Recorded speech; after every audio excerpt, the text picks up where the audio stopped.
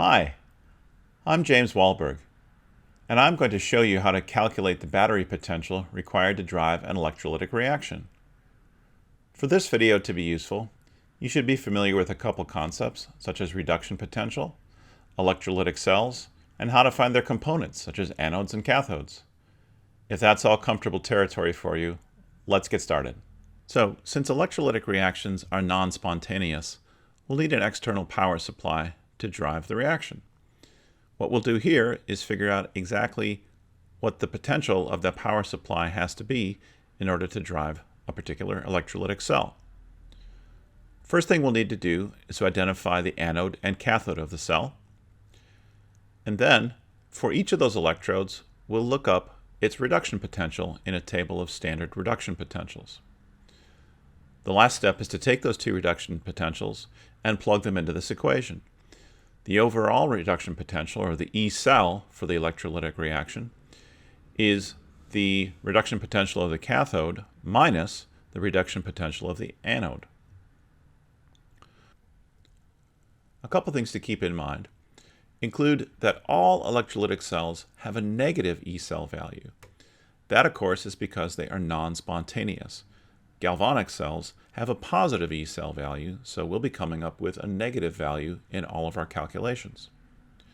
Something else to keep in mind is that the potential that we will calculate to drive an electrolytic reaction is actually the minimum that we're going to need, so the actual required will be in excess of what we will calculate. This is because we're working under non-ideal conditions, such as resistance in the wires, which provide non-conservative forces and cause our system to lose energy. But the point of this method is to give us at least that minimum value for the battery potential to make an electrolytic reaction go. With that method in hand, let's take a look at a couple of examples.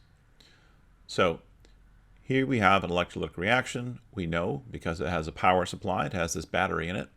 We've got a copper electrode and a cadmium electrode. Now, if we look up on our table of reduction potentials, we see that copper has a reduction potential of positive 0.337 volts, and cadmium has a reduction potential of negative 0.403 volts.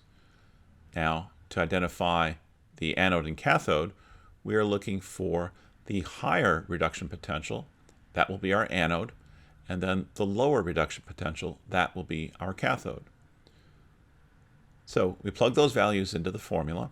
E cell equals the reduction potential of the cathode minus the reduction potential of the anode. Doing that calculation, we see that the E cell for this particular electrolytic system is minus 0.740 volts, which means that the battery required to drive this electrolytic reaction will be greater than positive 0.740 volts.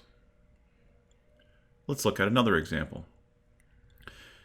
Here we have an equation showing us a redox reaction, and to find the cathode and anode here, let's just take advantage of the fact that we have zinc, which starts out as a 2+ ion, going to zinc solid, which means that the zinc is being reduced. Remember that the reduction value for any pure element, such as the solid zinc, is 0. So to go from +2 down to 0, it must be gaining electrons, because electrons are negative. Therefore, the zinc is being reduced. So we can immediately identify the zinc as the cathode and see that the cathode's reduction potential is minus 0.763 volts. And that means that the cobalt is the anode with a reduction potential of negative 0.28 volts. Putting that together in our equation, we see that for this system, the E cell is negative 0.483 volts, which means that the battery necessary, or the voltage necessary to drive this system, will be greater than positive 0.483 volts. Here's one last example, and here we have no equation, we have no pictures of cells, half reactions, we have nothing here. All we're told is that we have molten sodium chloride and platinum electrodes.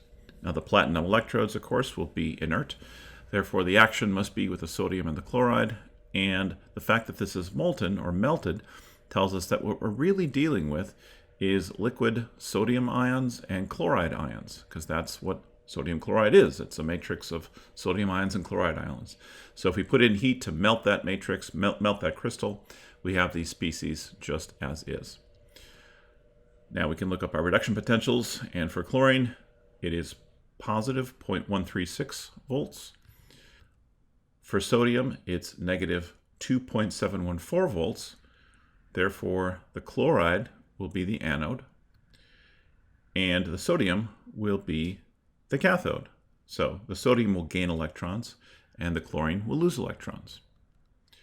Putting these values into our ESAL equation, we see that the value will be negative 2.714 volts minus 1.36 volts, which means that the external voltage necessary to drive this system has to be at least positive 4.07 volts, and a little more will help.